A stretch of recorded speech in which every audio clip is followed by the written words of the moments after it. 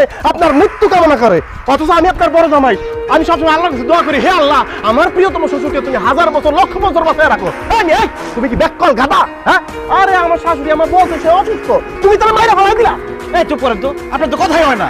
আপনি কথা বলার আগে মুখের মধ্যে একটা ছোট মাইরেন, বাকি আপনার রাতের বেলা খুঁজে পায় না, টর্চলাইট দিয়ে খুঁজতে হয়। এই, তুমি কি করতে চাও? আমি কালা কালা গলার মালা, আর তুমি সুন্দর গাছের বান্দর। এই মিয়া, এগুলি কি করে আইছো? তুমি কোনো জামা কাপড়ের কাপড়ে পরে দেখলে তো মনে হয় 3 বেলা গাঞ্জা খাও, হিরোইন খাও। একটা হিরোইন চিনিয়া তবে একটা ছেলের আপনি হিরোইন বলতেছেন, সে প্রমাণ করে দিল সে একটা অশিক্ষিত, সে একটা ফকিন্নি।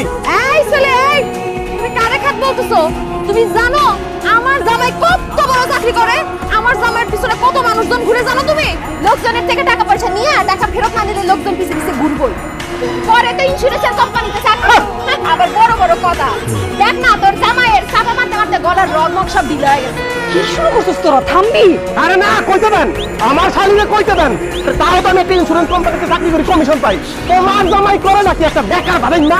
এই খবরদার, আমার বেকার ভাজাইমা বলবেন না। আমি ব্যবসায়ী, নিজের কাজ করি, যখন খুশি তখন করি। আর আপনি তো আরেকজনের চাকরি করেন, চাকর কোথাকার? আমি চা করি না, তুই ফকির মিসকিন ভিক্ষা করে খাস। আমি ফকির মিসকিন ভিক্ষুক ধরা পারে একদম মেরে ফেলাম, কিন্তু আমি ফকির মিসকিন ভিক্ষুক হলে আপনি কি তোর মতো যে হারায়